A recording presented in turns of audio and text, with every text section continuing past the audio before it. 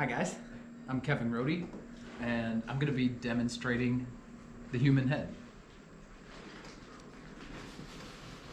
So, for starters, I've kind of set up pretty simple structural components of just a block of clay that I can work from the shoulders, neck up. A lot of this I'm probably going to be truncating, cutting out of the composition. It's just nice to kind of elevate the figure and have some wiggle room to work with as I start to work into the shoulders and posture. You know, I can make some adjustments without having to add clay to the bottom. It also gives me a nice space to ground my armature. I believe this is a piece of birch that I found outside. You can also use a dowel rod. For something this size, it might not even be necessary, but I do like to have a little something grounding that head as the neck starts to taper. It'll be, you know, I don't want to put extra stress on that area, so I just have that kind of transitioning down and anchoring into this larger piece of clay. For starters, what I'm doing is just trying to get a general head shape that has about the same width to height.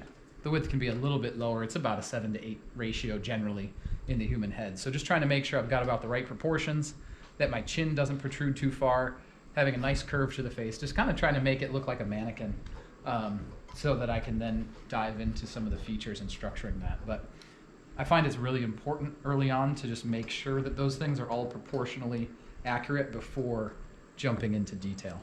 So one thing that I've been doing a little bit as I got started here, and that I'll continue to do, is to use a paddle. Fortunately, this paddle is like the perfect size here. Oftentimes, if I'm in a random studio, the paddles are way too big. But I work around and it helps me to expose the planes, you know, take down some of the bumpy, lumpy surface of adding all of that clay. And I can really start to see the shape. And it helps tremendously with the symmetry.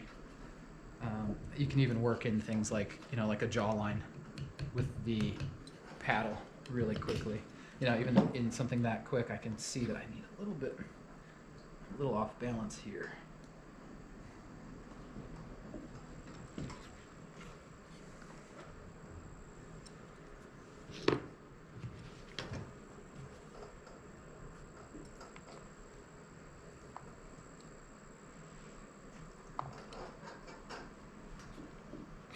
You know, I could keep working for a while on getting that symmetry in there, but kind of the next step, I always find it's important to look down on the head as well, if you can. I mean, larger pieces, it's a little trickier to get that vantage, but I want to make sure the head is wide enough in the back, because the human skull is kind of egg-shaped when you look down on it, and the wider part being in the upper back portion.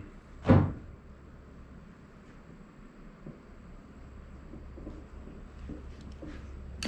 that's where I'll come in with my paddle again, kind of start that taper as well. And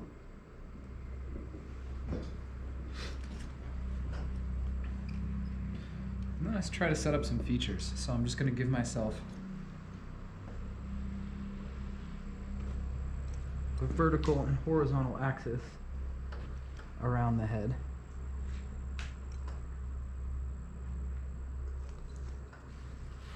Trying to bisect the head as best as possible.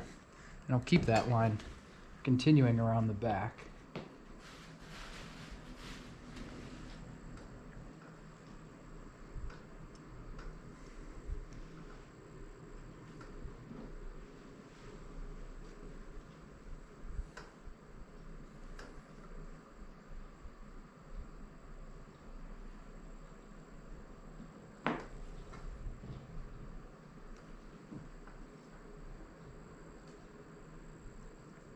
And that's just going to help me keep everything in place as I start to develop the features.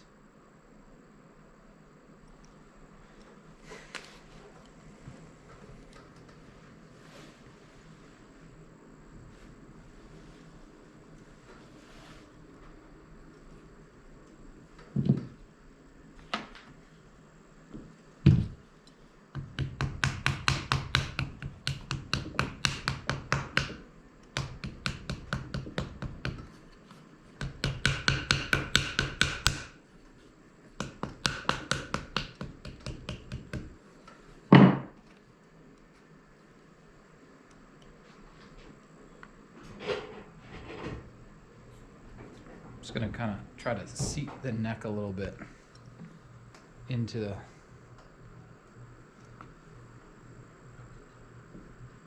the shoulders. Trying to get that projection. You know, the head, when it's at a general resting position, will, you know, sits out over the chest. So just trying to make sure that the pitch of the neck is correct, and that, again, that my chin has the correct protrusion in relation to the neck, and ultimately what will be, you know, the clavicles.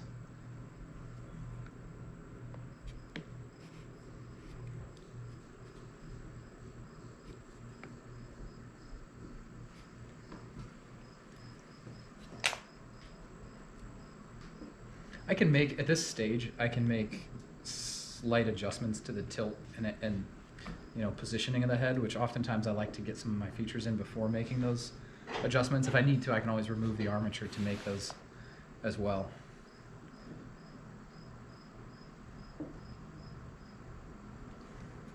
And so, I'm going to jump into making some eye sockets.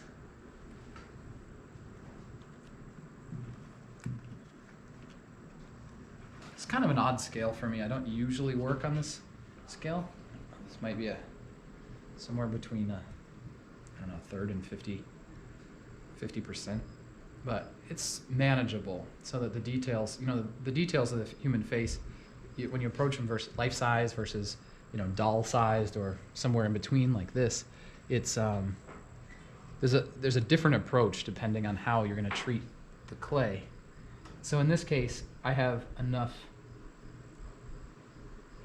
scale, large enough to really, you know, to really get into the features like eyes and lips and mouth without feeling like I'm really crunched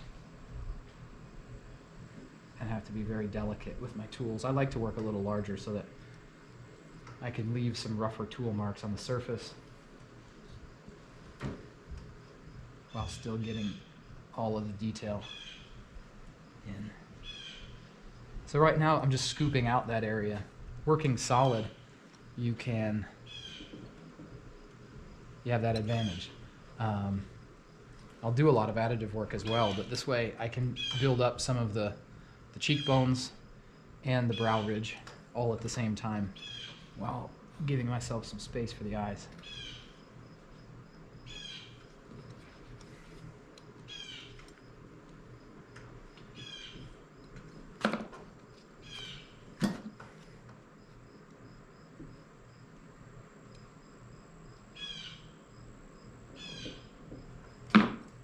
You know, even things like this, I can see how I have some asymmetry going on in the head, and always keeping track of that, where I need little bits of clay just to kind of balance things out, flesh out the forehead, start working in the brows a little bit, and, you know, developing a little bit of flatness in the forehead.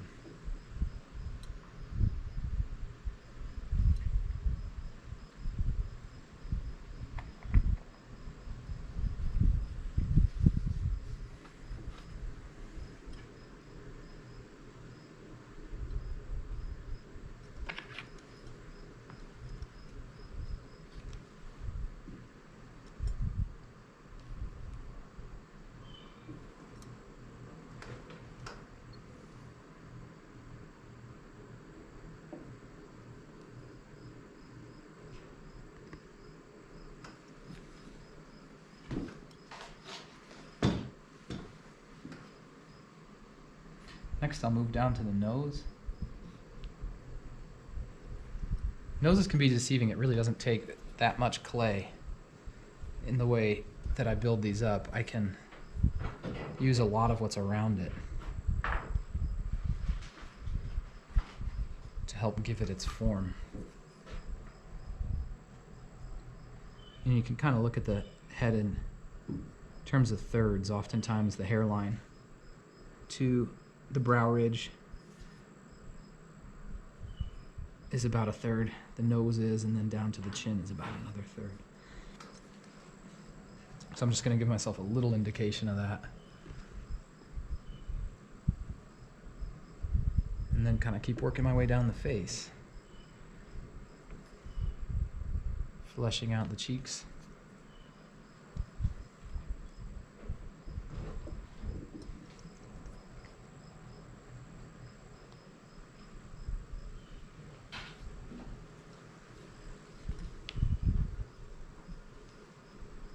And then just adding a little bit of clay for that kind of muzzle area of the upper and lower jaw where the teeth meet.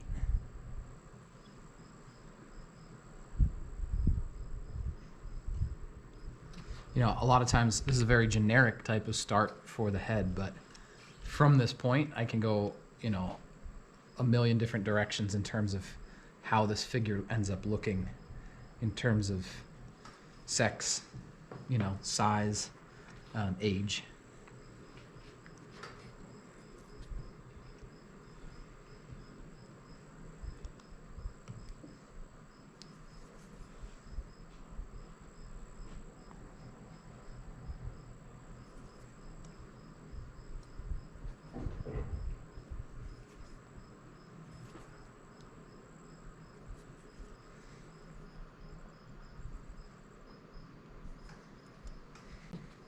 So I'll just give myself a sense of where those lips are.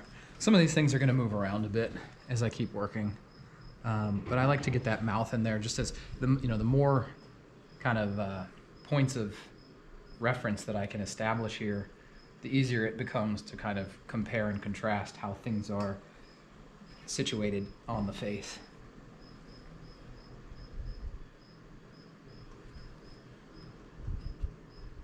I'm always pulling little bits of clay off, and then I end up with these tiny scraps that dry out so fast. It's important to make sure that when I am adding a little scrap that I have sticky enough clay so I don't have to worry about adherence.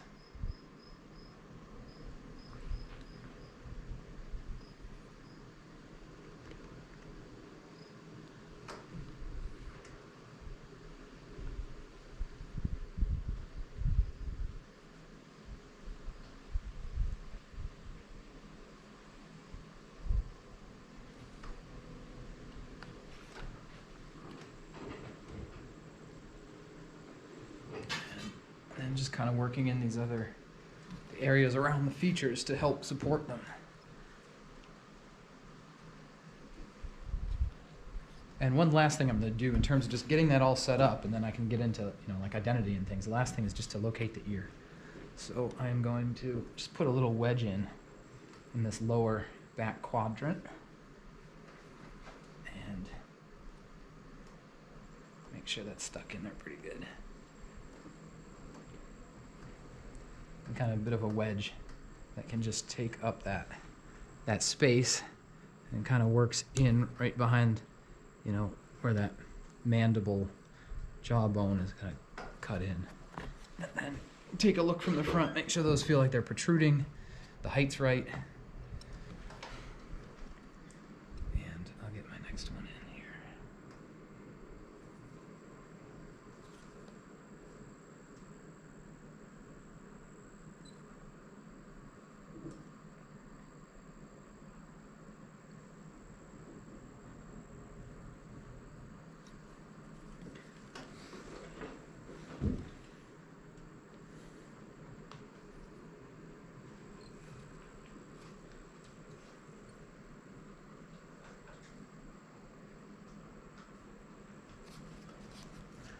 That's good for now. Basic setup, getting those ears in position. Just check them. Make sure that looks pretty even.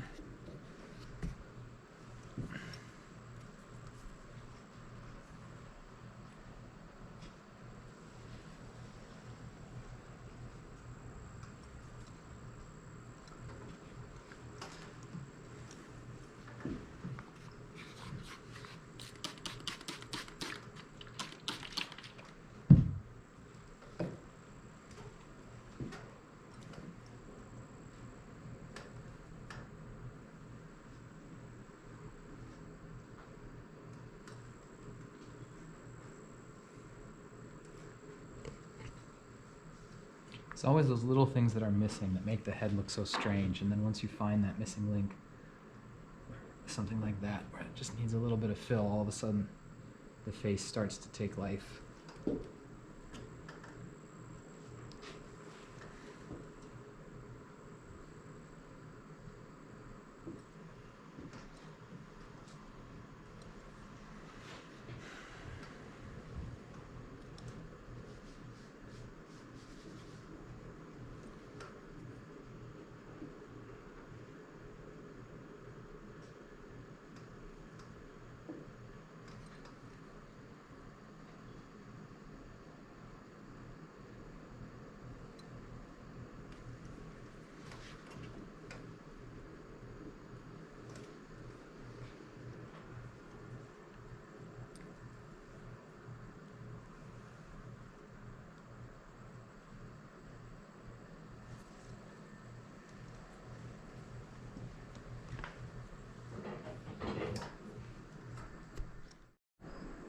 Hello, my name is Yoshi Fuji and from Baltimore, and I am going to show you how to draw pattern on a surface and how to carve. So many visitors or the viewers tell me that my work look like it's made out of slab, but actually everything is hand drawn and hand carved. So I'm going to show you how I'm going to place all the patterns on the surface.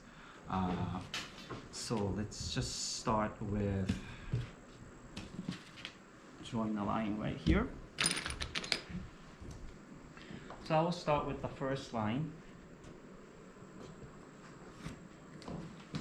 Then you can use those decorating discs.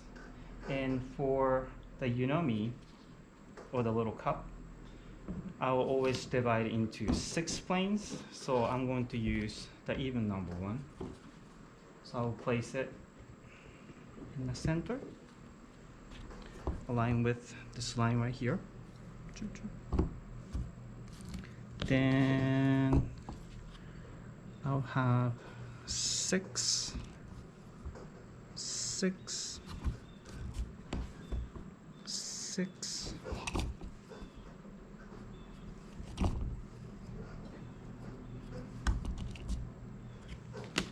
Then you can use a flexible ruler and make sure it's lined up correctly and start drawing the line. And some of the work is carefully measured as I throw, so those forms would be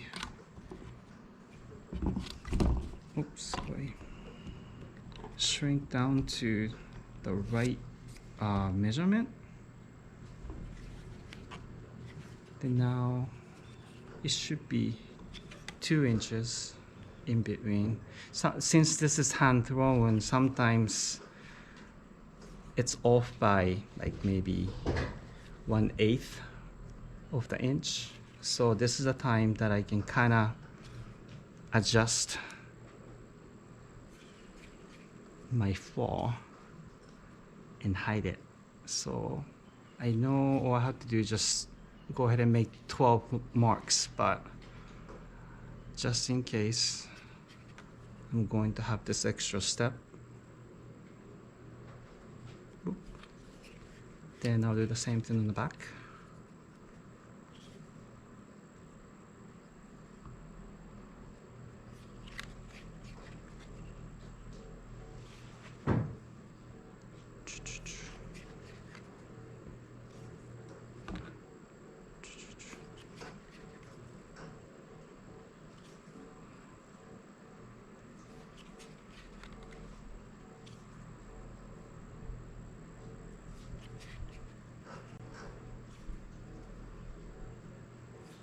Okay, so now I'm going to start connecting those lines.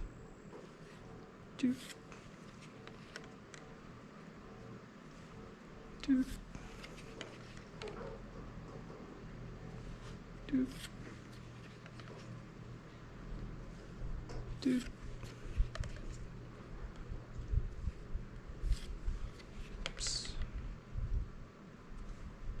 Okay, so this is a starting point. Then I have about 10 different patterns. All the patterns are from when I was in Japan, the origami paper or the textile of the kimono, some different designs that I grew up with. And also when I was in Dubai 2 years ago, I went to mosques and some other architectural buildings, and I collected all the designs from different cultures.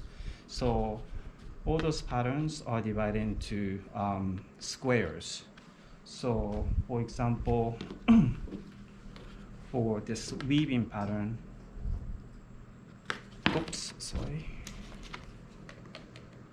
I want to divide. So this is 4 inches in height.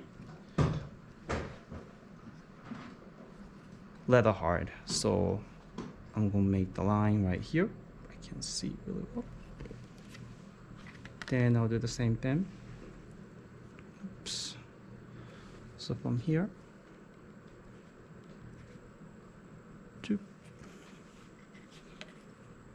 then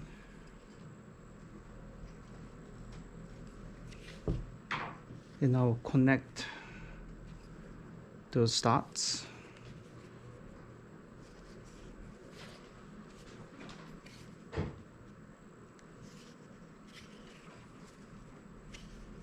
It's easier to settle on a table to do it, but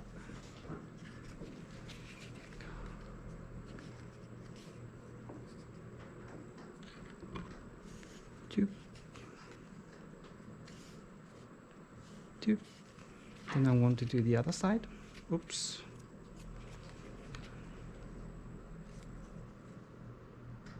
Two.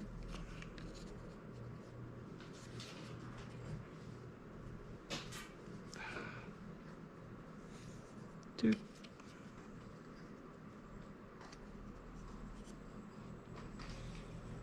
Two. Just connecting those dots. And a flexible ruler would be helpful because it's round. Okay. Then I could go into the detail of small lines, but that can be a waste of time for me. So this is enough to create these lines. So let's move on to the wave pattern. So just like I did on here, instead of having 1 inch, for this, I'll have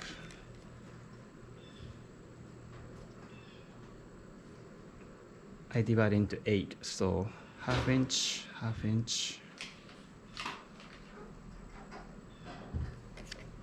then I'll do half inch.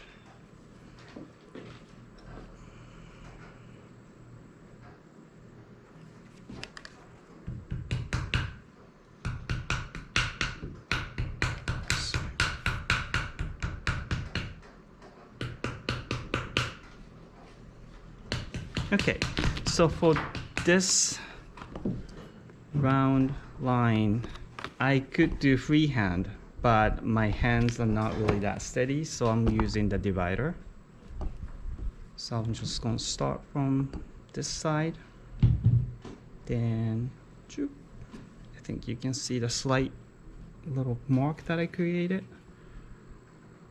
Put on the bottom. Oops, sorry. Then I'll have it on here. So I'll just guesstimate somewhere in the middle.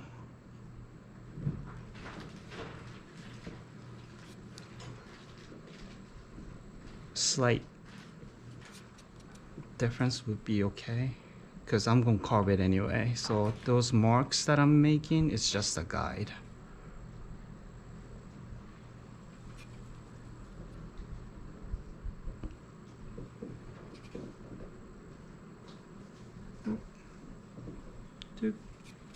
Again, I could measure and make the precise point in the middle, but again, that seems like a little waste of time. So it's okay to be not too even. Here. Up.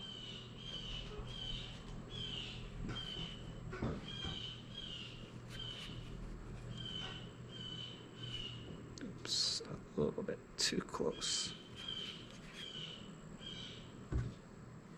Hop. So I just did the outline.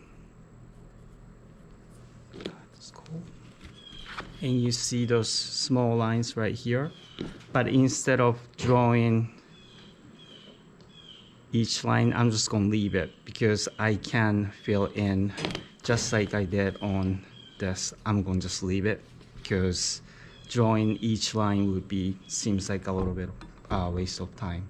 So again, I can go over each patterns, but for now, let's just leave it as this pattern and this pattern. So. Hi everybody, I'm Travis. I am actually the programs manager here at Touchstone and a ceramic artist on top of that.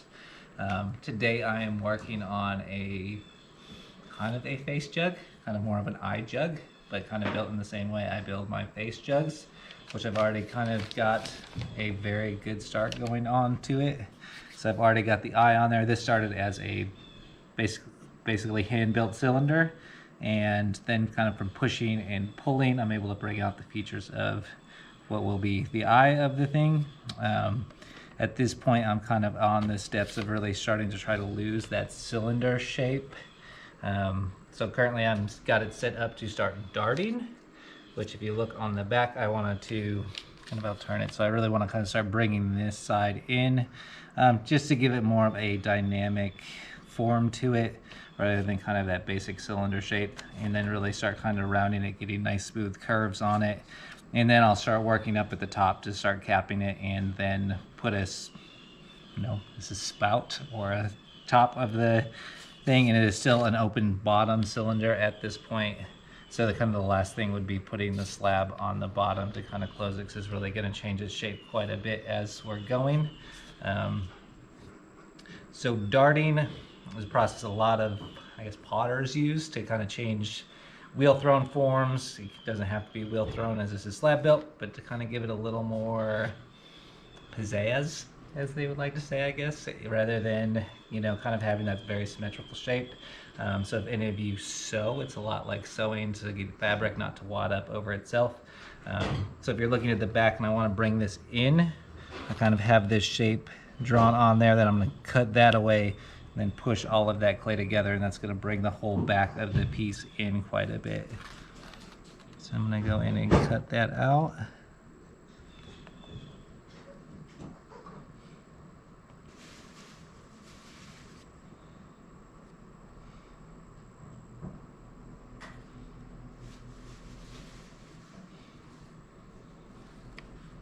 Fully.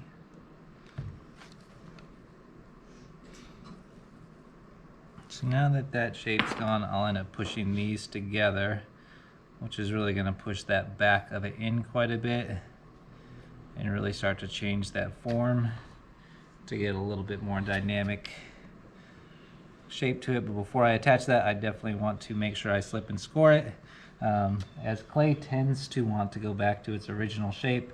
So when I fire this essentially would want to pop out, so you really want to make sure you slip and score it really, really, really well.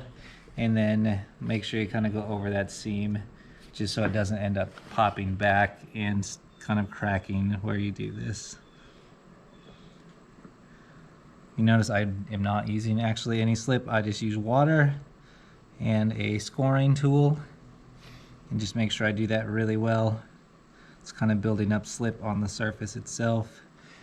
This clay is still fairly wet, so it's going to want to stick to itself pretty well anyways. And then I can just push. You really want to make sure you compress that together.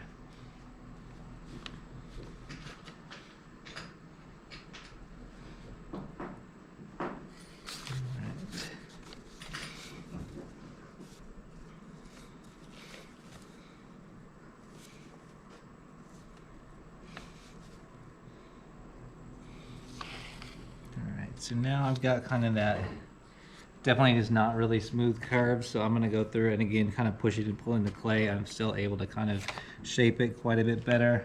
I really want to compress this seam.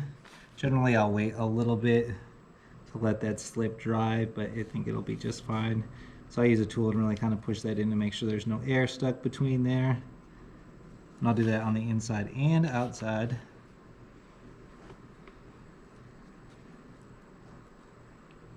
Again, just to make sure that seam is really, really well sealed.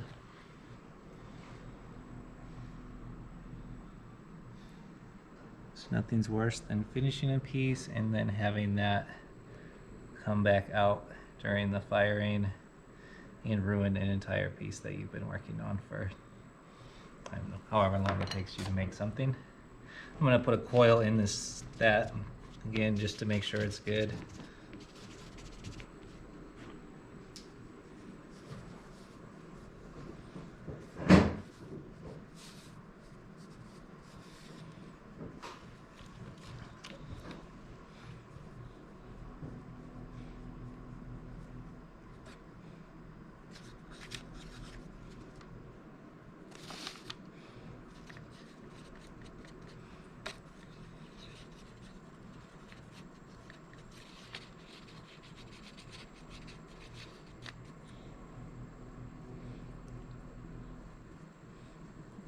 So that's good. Now if you look at the bottom of it's still kind of really heavy on the bottom, so I'm actually going to take some darts out the bottom, start to kind of bring that in. I already kind of have one at the very bottom there, but I do want to pull the sides in a little bit. So I'm actually going to turn it upside down.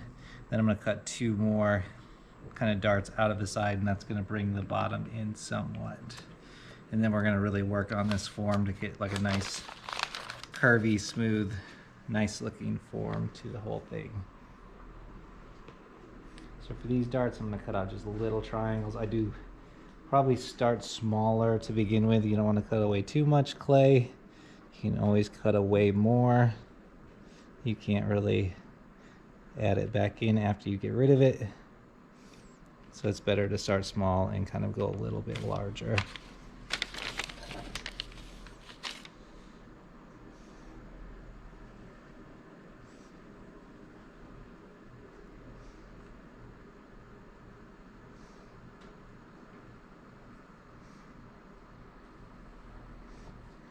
So now that I have all of those cut out, I'm going to go and slip and score all of them and then kind of push them all together at the same time.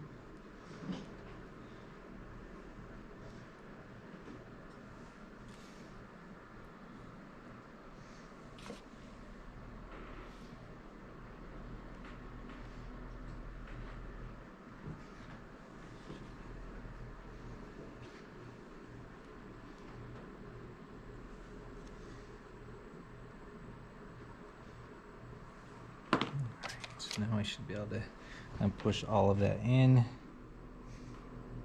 Again, really compressing that together. Kind of wiggling it a little bit as you're pushing it together.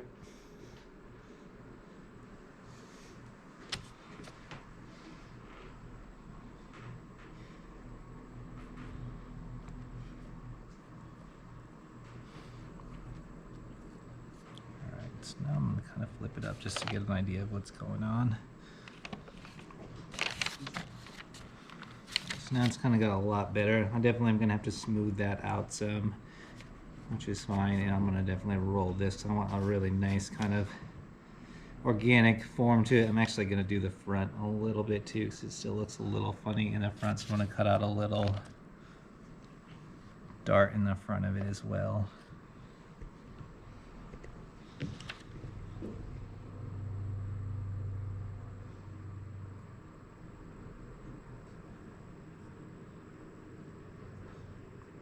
Just a tiny little slivers. So I don't want to bring this part in too much.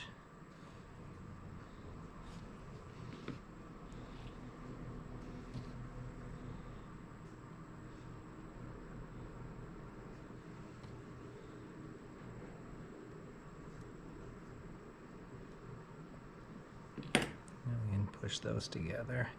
And once I get all these together, I'm going to go over all these seams again really well, just to make sure they don't pop back in when I'm firing or crack at those spots. And I'll spend a lot of time kind of pushing the clay a little bit. So it's already got kind of a lot better form. I'll end up paddling it quite a bit. I don't really want that giant kind of, as people call them, duck butts to them. So I can kind of paddle that out.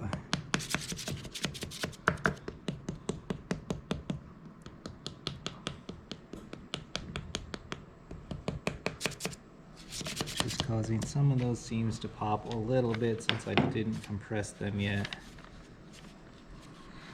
I definitely have a way better kind of feel to the form as versus that kind of really heavy bottomed, more cylindrical shape.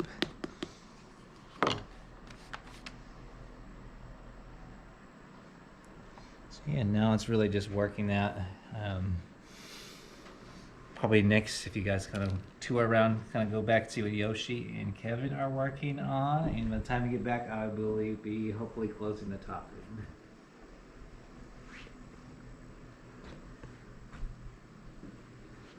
Hey guys. I'm just kind of trying to resolve a little bit of the face. You know, the clay at this stage is pretty gooey, and I'm kind of hitting that wall of time to move on, move around the sculpture. I feel like in many ways, anything you're working on, it's important to know when you've been tooling around too much and you got to move on. There's a better time that I can get detail into these features, and so just kind of, I've been doing a lot of filling in, trying to get some of that, the supporting shapes and forms and volumes around each feature. You know, when you left me, I was just getting those eyes in. So then I'm just, you know, so much of what makes the face look like a face is that stuff that's not the focal points, but what's going on in the cheek, around the mouth, under the mouth, in the chin, as well as things up above the brow and around the eye. So I've just been working at that, trying to work on the shoulders a little bit too. You know, that trapezius, working this trapezius in where it meets the neck and trying to set up some of the definition of the neck so that it feels like it's sitting, you know, seated properly on the shoulders and chest. You know, one of the fun things with inventing a head like this is deciding, you know, some stylistic things like hair. I always have a fun time with hair. I might just slap some hair on there so we can have some fun. But, you know, without the hairline, the head doesn't have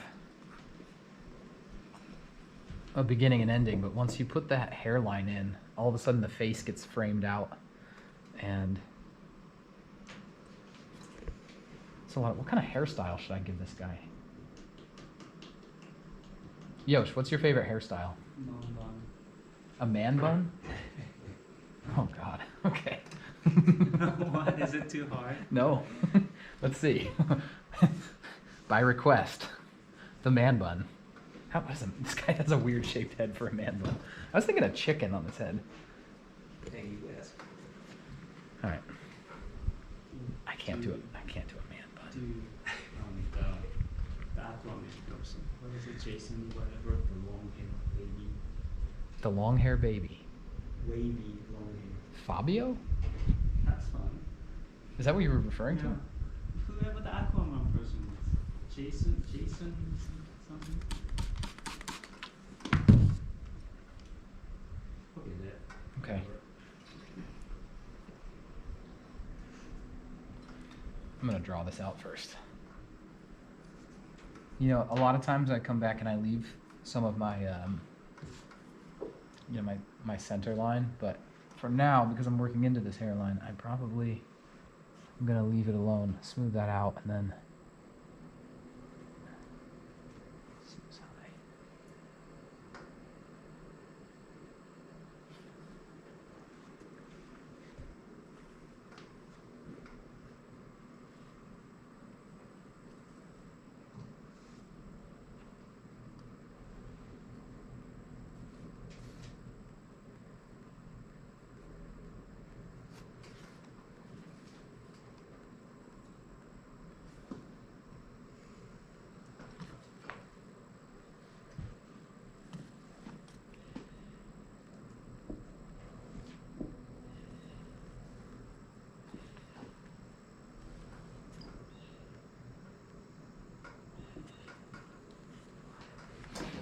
I think one of the mistakes that people often make when they get into hair is trying to identify each individual strand of hair, whereas I am going to do a man bun.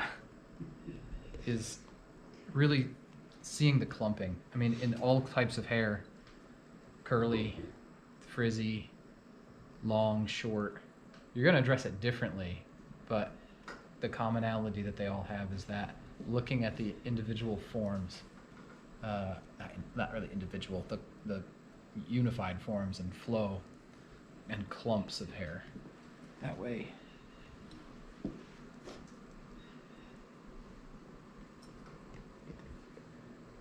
you can simulate that volume.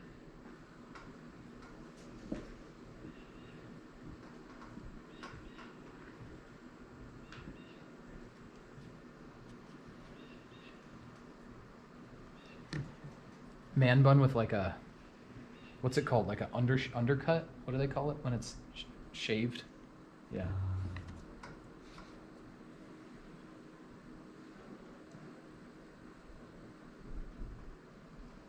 You guys are so old.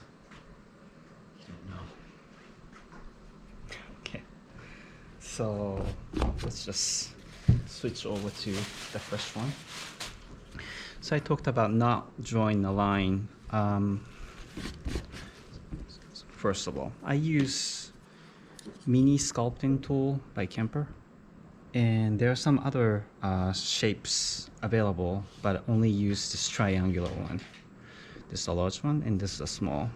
Large one is for carving a wider surface, but the small one is the one that I use more often. And the reason why I did not draw those two lines is that the distance from this tip to this is relatively the same as 1, 2, and 3. So I can kind of guesstimate. Hate that word, but I use that word all the time. Just go ahead and carve one line parallel to this line, of course. Then move on to the next line. Then carve in.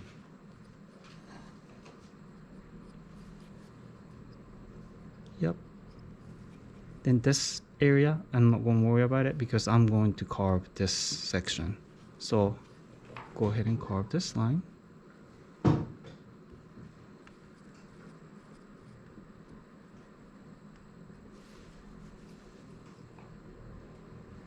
This. Oops. So the consistency of the clay would be hard, leather hard. If it's just leather hard, then you end up carving a little bit more than you need. So you may want to wait just a little bit. So the clay is not, clay is hard enough, yet it's not too soft or too hard. So let's just move on to the next plane, and I'm going to move this way. So this is going this way, but these sections the line should go the other way. So I'm going to do this.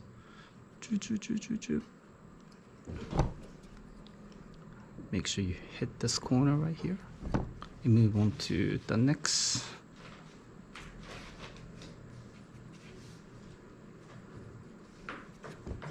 Move on to this.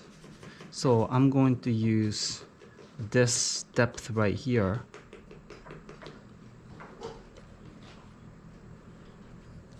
to make the distinction between this plane and this plane. Move on to the next one.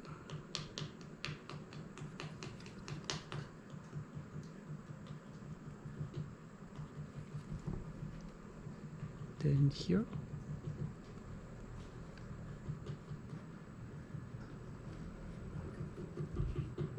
So this corner is fine, but here's not. So going to rotate the pot, then hit the other side.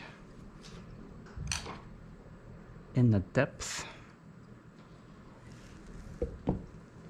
is the depth of, it's really precise, but I'm trying to reach this depth to be the same as here. That makes sense? Yep. So I'll just do the same thing on here. Oh, then this line is kind of distracting, so you can just use your spit, or you can just use the water and the sponge. It's disappeared. It's just pencil mark anyway, and it burns out in a bisque iron as well.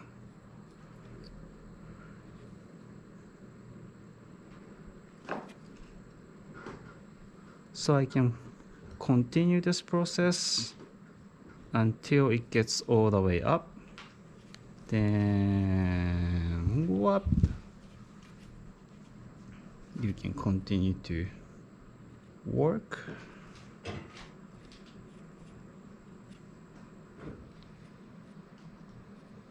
Then when you're done, you can use the sponge. And when it's kind of rough right now, but when you clean up gently with cosmetic sponge, the line will get much nicer.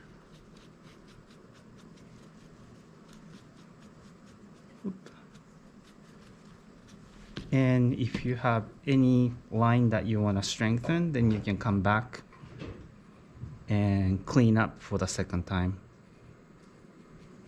So this is how I do the weaving. Can I move on to?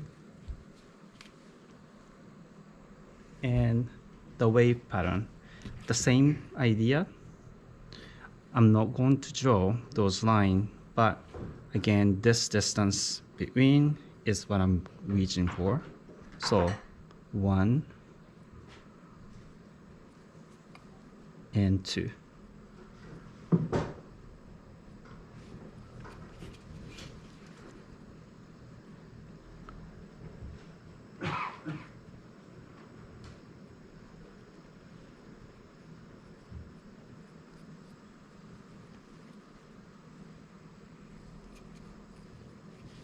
We can do the same thing on here.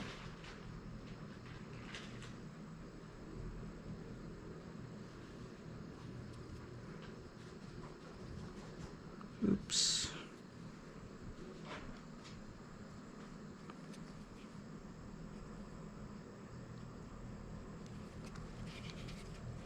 So not the right hand get tired. I mean, of course, I have to hold this tool, so it does get tired, but I have to hold with my left hand, so my wrists always get a little painful whenever I have to do longer session of carving. This is getting a little messy, but it's okay. So when you are moving up the next tier,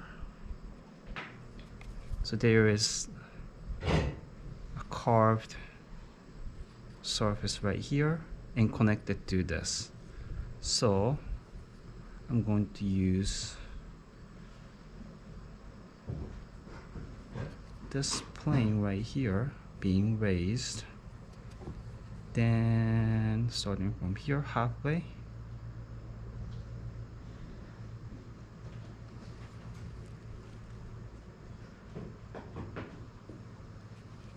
about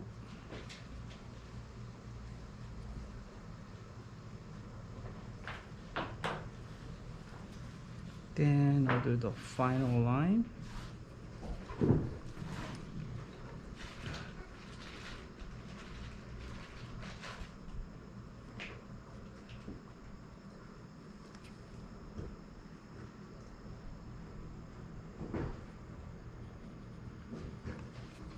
So I know everybody thinking like, just use the stamp or use the slab.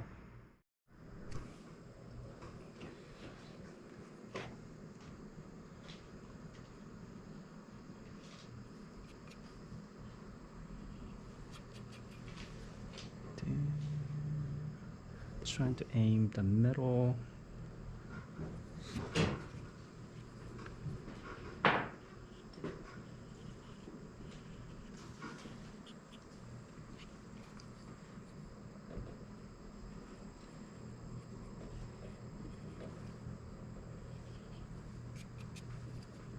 Then fold the line top.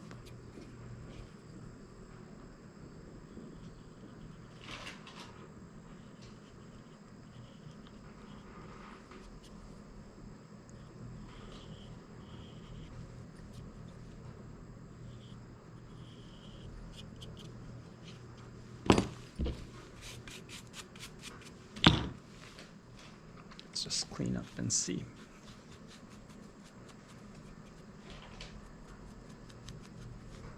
If you have any lines like this, you can just kind of dab it with the sponge. Clean it up. And if there's any place that you want to come back, then just make it a little bit deeper, just to clean up.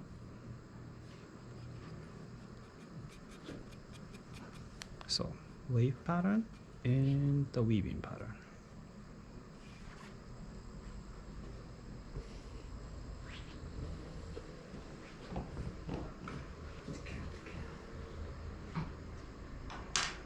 Hi. So I have kind of gotten my form somewhat where it needs to be, or where I want it to be, I guess. And I'm starting to coil the top in. What I want to do is kind of try to cap the top of it off just by coiling up slowly.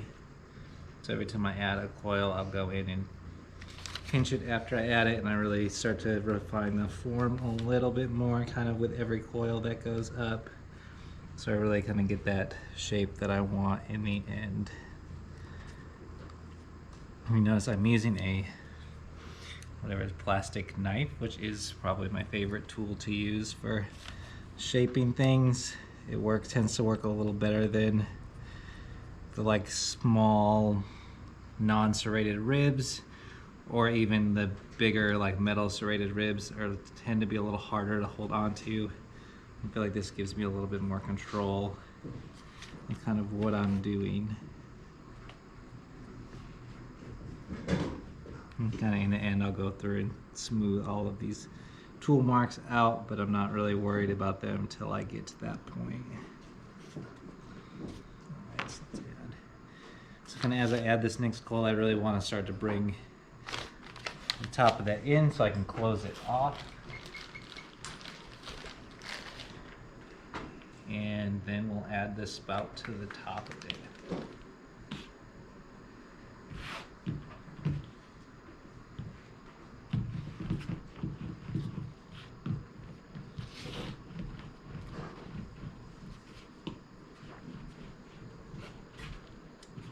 I really enjoy coil building.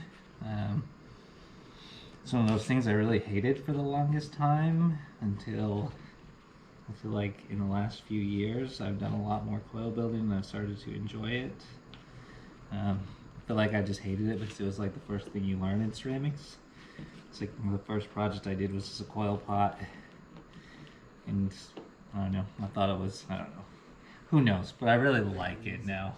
So I'm gonna go on. I don't do coil for coil all the way up, so I just kind of add one long coil at a time, and I'm kind of putting this one to the inside of the piece because I really want to start to close the top of this head in. I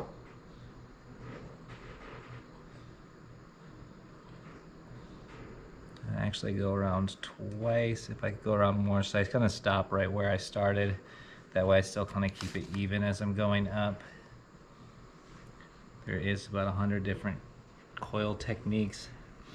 I do not yet. I feel like I use just really basic. I'll go around and just smooth it with my thumb. Kind of one coil at a time on the inside and outside, making sure to compress it really, really well.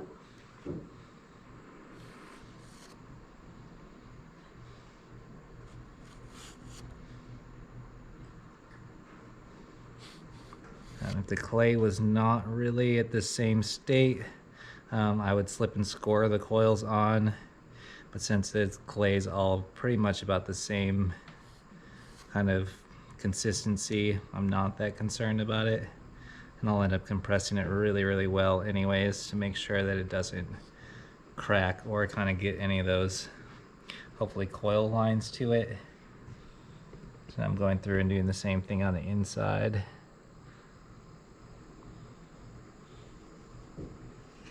Making sure to kind of compress those really well.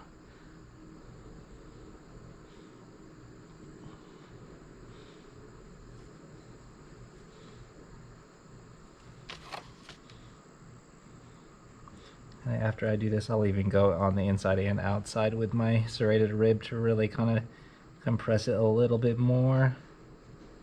If you've ever done any coil building, sometimes you tend to get those coil marks, which I absolutely despise. So kind of at this point, I use my rib, and I really, really want to compress and kind of really blend those together really well, which helps avoid getting some of that kind of coil marks in the piece.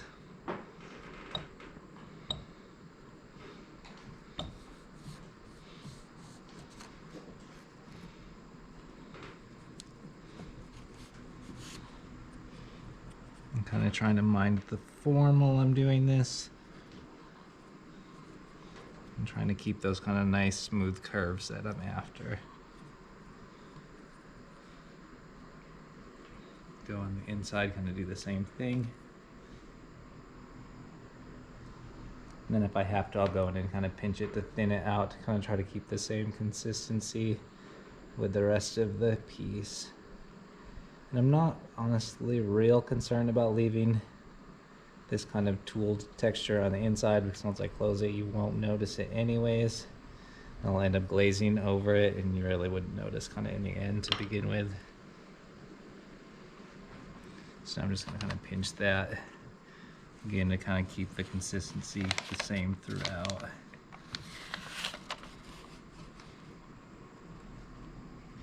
I'm kind of trying to work that in a little bit. I'll probably have to paddle it down a little bit to bring it in.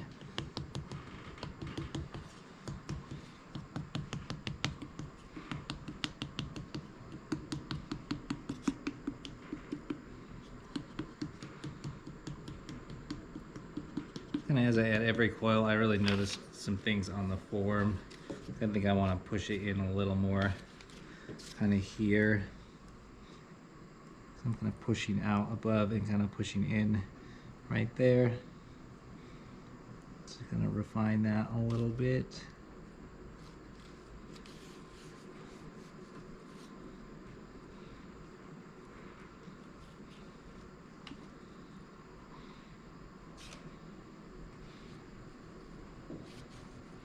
Once I get this top, it's pretty much going to have to stay the form it is. It's easier to move it in. I can't really move it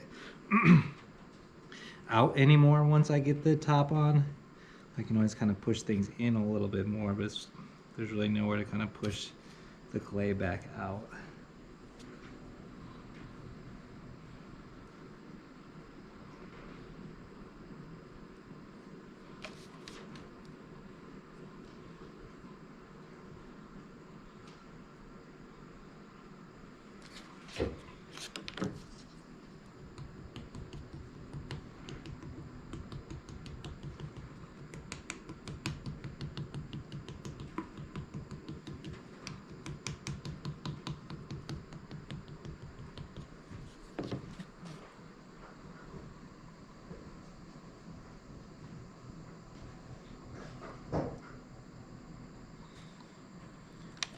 Making sure to spin it as you're working on it. It's very easy to get kind of wrapped up on one side of something and then it be really lopsided on the other, which this is kind of has that going on a little bit.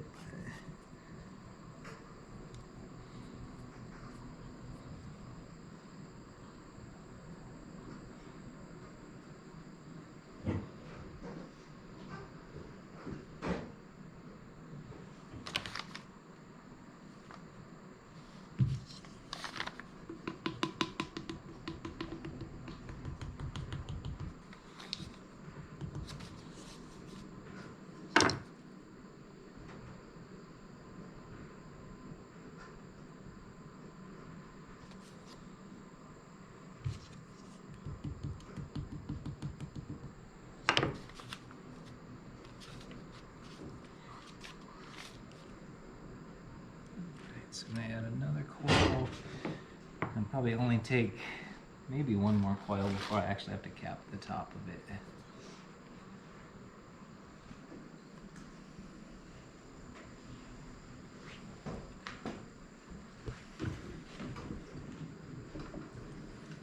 Still working on that hairline.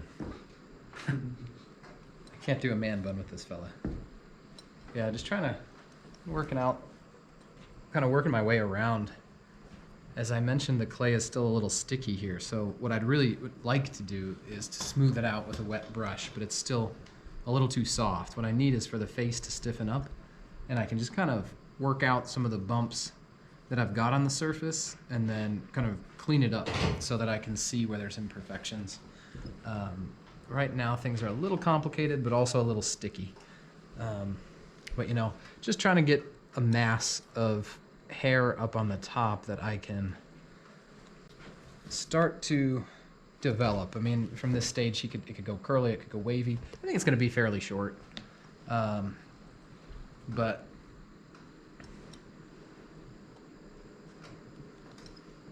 you know, the biggest thing with the hairline is just figuring out the framing and the way that the face starts to appear. It's really, you know, once I put the hair on, all of a sudden the forehead had a lot of issues. So I've just been going back in and just trying to understand the way that that skull is working. You know, there's the superior temporal line that comes up around and how that kind of blends in the space within basically your temple. You know, how that space is on the side of the head, like in this region, and then where that's merging with the hair. It's one of those things when I mentioned of setting up that general head shape, that kind of mannequin blank that I started from. It's important to get some of those structural things down so that when you get into these stages, it's resolved. But sometimes, you know, at this scale, little things like even, you know, pressing on one side of the face to kind of hold your tool steady as you're working on one thing can completely throw a head lopsided. So one thing I think that would be fun to get into right here while we got the camera is finishing up these ears. I've gone through and I've adjusted their placement slightly to make sure I've got enough space, you know, from this jaw to the cheekbone, you know, where it fits in with the eyes. But I like to keep these solid. And again, I need to maintain this kind of wedge shape, the way that the side of the face will flow into the ear. But then I like to subtract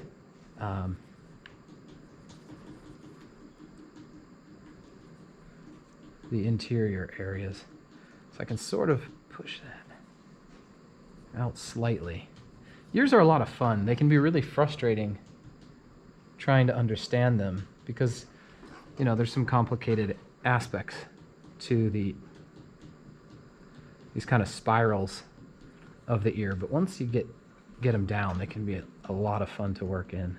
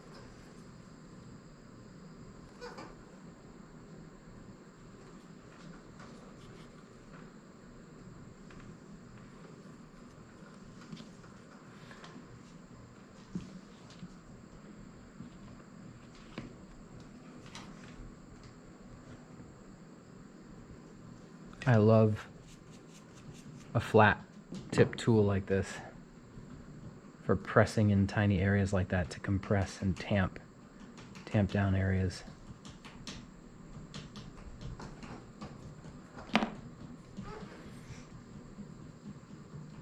Just trying to heal some cracks in there. You know, when you get this fine and thin, things want to kind of break. Especially with an earthenware clay. I'm using a standard 104, which is a low fire earthenware. And it does tend to have, you know, it likes to crack a little. I like the clay, but it does take a little TLC. Not necessarily the smoothest clay there is.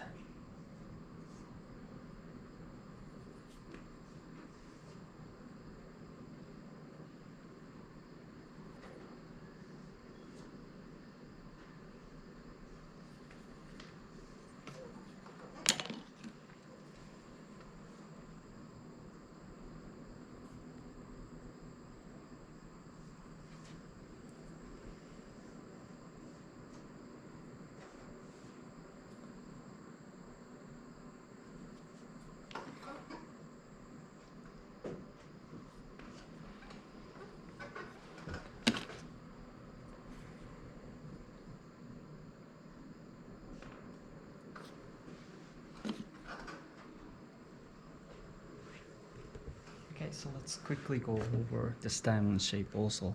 So this one right here, I just only carved one side. So by focusing on the bottom part, it naturally creates this pattern. But for this, it's the same diamond, but by carving this negative,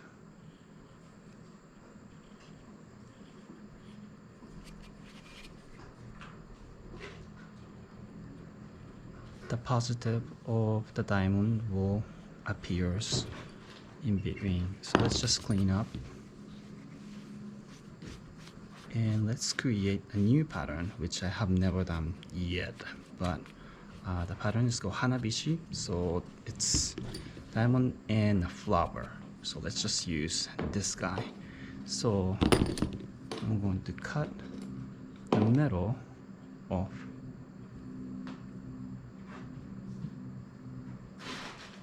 And I'll do the same thing on all four corners. Oops.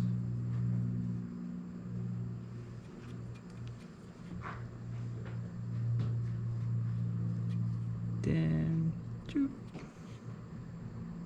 doop, doop, doop.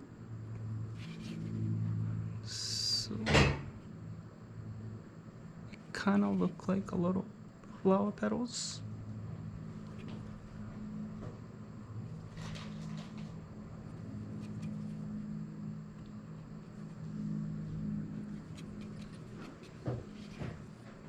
So you can use the existing pattern and create the new one as well.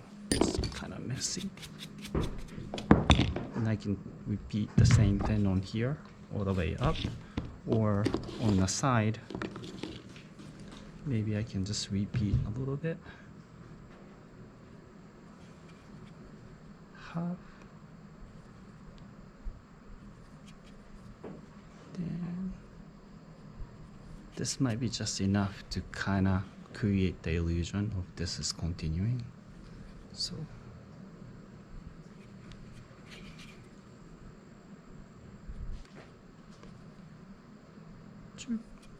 I can do it all the way up.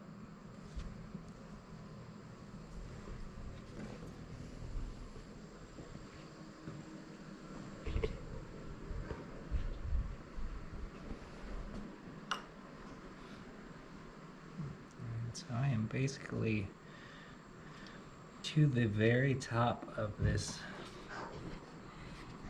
head vase jug thing. So kind of the last thing I would want to do, I want to make sure this is exactly how I want this form. Just kind of once I get the very last kind of cap on the top, it's going to be pretty much staying pretty close to how it is. I will be able to kind of use a Sureform and maybe shape it a little bit after, but there's only so much clay that you can take away once it's kind of to that point without causing more issues. I can kind of still get in at it from the bottom, so I probably will have to do that a little bit to fix some things kind of on the lower part, but I really got to make sure the top of the head is kind of how I want it.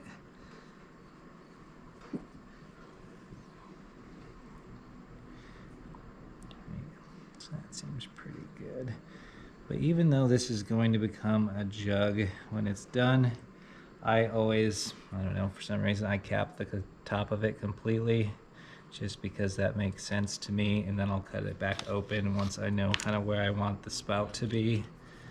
So in order to do that, I just take kind of a small ball of clay. I'm going to pinch it flat.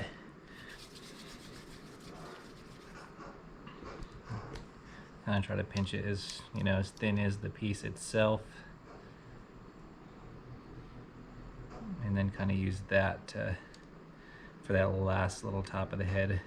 I don't want to take this and just shove that on there. If I was to do that, it's going to end up getting this circular crack because there's not enough surface area touching. So the one thing I always want to make sure I do is bevel this top edge. And that way it's getting more surface contact area.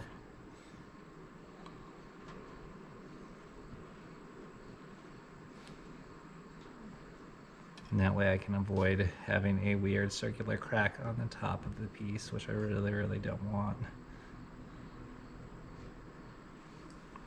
So then I'll take my disc. I'm actually going to kind of push it down just really lightly, and that'll give me where to cut the piece at, so it should fit in almost exactly how it should. So I've got like a really faint line I can just kind of trace. And since that's beveled, I want to bevel this the opposite direction.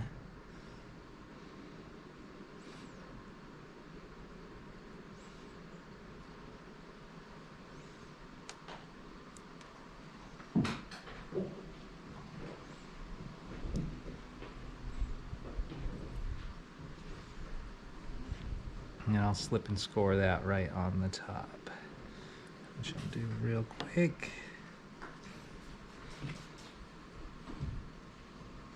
So again, I'm never using slip because I'm lazy, but this tends to work really well as long as you make sure you kind of rough the surface up enough to kind of start building that slip on the surface. Again, this clay is still pretty wet, right around the same consistency of both sides, so it shouldn't really have an issue with it falling apart. I'm also using, I believe, 104 standards clay, just a low-fire earthenware that Kevin's using, which is kind of a nice smooth clay to work with. Oh, well, I've got 103 then. Oh, yeah. Which is the same clay as Kevin's using without the grog added to it, so it's smooth. If 104 is the one with grog. I prefer to not have grog in my clay just so I can kind of get some of those finer details without having to worry about working around the grog in the clay. So I'm just going to lightly tap that on there, make sure that's sealed really well. I'm not going to kind of smooth that out yet because it's really kind of wet up there, which will make it kind of hard to work with. But now I have kind of a closed, fully closed form. It only needs a little kind of reshaping, which luckily I still have the bottom open, so I'm able to kind of go in and kind of change some. I know it's kind of bulging out a little more on that side, so hopefully, I don't know if I'm going to be able to fit my hand in there, or I have the tool I need to get in there to actually push that out a little bit. I don't think that's going to work. And I'll kind of go in. Again, it's easier to push things into shape once you close it, so if I can kind of just start to get it to go out, I can kind of fix that to be kind of how I want it.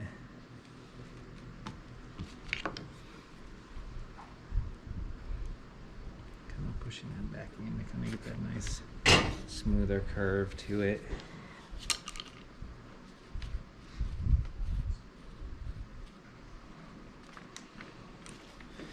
maybe go in a little more on the sides, so when you're looking straight on, it's got a little more form rather than kind of being looking cylindrical.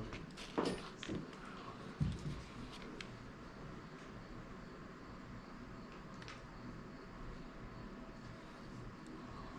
yeah, I think in kind of the time we have, we're not going to get a whole lot farther. So kind of the next steps would be putting a slab on the bottom, which is pretty straightforward, just kind of slipping and scoring a slab, and then really refining everything, refining the form a bit, kind of making sure the eye looks a little bit nicer. I mean, it's roughed in right now, but really kind of going through and doing some of that detail work, kind of using a lot of smaller tools, making sure to try to get that eye to really feel as being round, which all gets kind of better as the clay dries out some.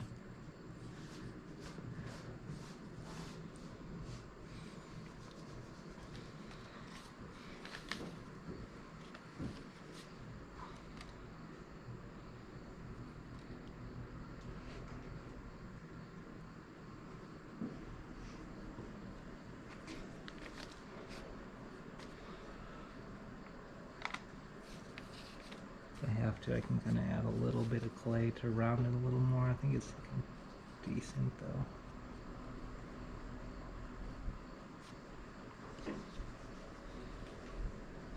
And I really want to kind of soften this quite a bit.